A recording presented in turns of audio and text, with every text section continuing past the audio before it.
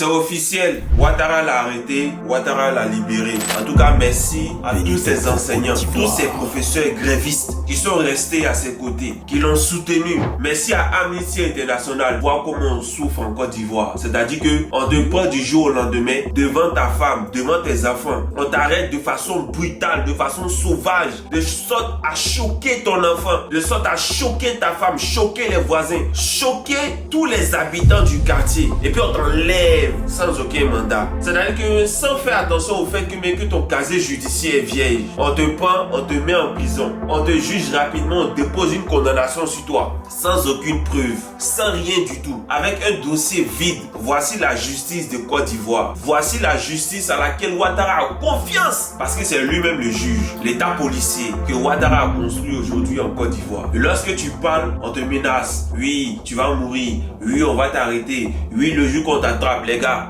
il n'y a qu'en Côte d'Ivoire que vous êtes fort. Il n'y a qu'en Côte d'Ivoire. Sinon, quand on se croise dans les rues ici, il n'y a pas un qui a qu'à de voler qu'à. Donc, merci à tous ces camarades-là qui ont soutenu ce monsieur, sa femme et ses enfants. Merci à vous. Merci. Pour ceux aussi qui ont fait dans l'anonymat, merci aussi à vous. Voici la justice de Ouattara. On t'arrête. Lorsque tout le monde commence à en parler et qu'ils savent qu'ils n'ont rien, on te libère. Et on dit que tu es sur liberté conditionnelle. Liberté conditionnelle, pourquoi? On ne sait pas. Le préjudice qui t'a été causé, qui va réparer? Non, il ne veut pas réparer. Voilà pourquoi il te libère avec liberté conditionnelle. Alors qu'il a eu 2 ans ferme. Voici le pays dans lequel on est. Voici une justice à laquelle on demande aux Ivoiriens de faire confiance. Voici un pays. Pourquoi on a libéré le gars? On ne sait pas pourquoi il a été libéré. Pourquoi il a été libéré? Si vraiment toutes les accusations que vous avez mises contre lui sont vraies, pourquoi est-ce qu'il a été libéré? Pourquoi on le libère? Mais laissez-le en prison.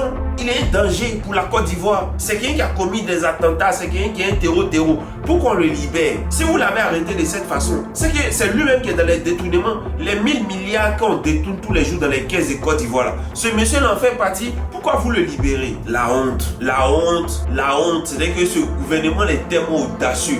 Audacieux dans le mauvais sens. Audacieux seulement dans leur intérêt. Et la justice ivoirienne est instrumentalisée comme un bébé. Est instrumentalisée comme un bébé. Même un bébé, même 2 fois, il dit non. Et quand on parle de la justice ivoirienne, oui, on ne veut pas commenter des décisions de justice. Ah oui, vous ne pouvez pas commenter les décisions de justice, mais à chaque moment que vous mettez quelqu'un en prison de façon injuste et que tout le monde s'interroge, du jour au lendemain, on dit la personne est libre. Mais il est libre avec condition.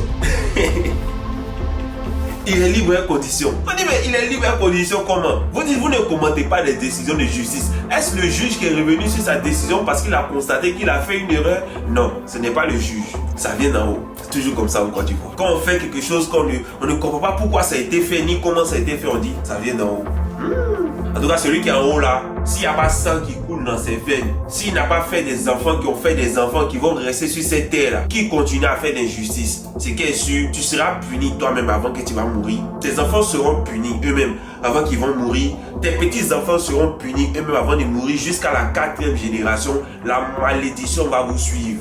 Et dis pas non de quelqu'un, mais tout le monde sait de qui il parle. La malédiction va te suivre. Comme tu dis, tu es vieux. Et là, tu penses que tu vas aller mourir, te reposer tranquille, il n'y a pas de problème. Tes enfants, tes petits-enfants, tes arrière-petits-enfants vont payer ça. Jusqu'à la 4e génération. 400 ans de malédiction à cause de toi seul. 400 ans de malédiction à cause de toi seul. C'est pour ça qu'il s'accroche au pouvoir. Mais tu veux, tu ne veux pas déjà quitter. Bâtard là.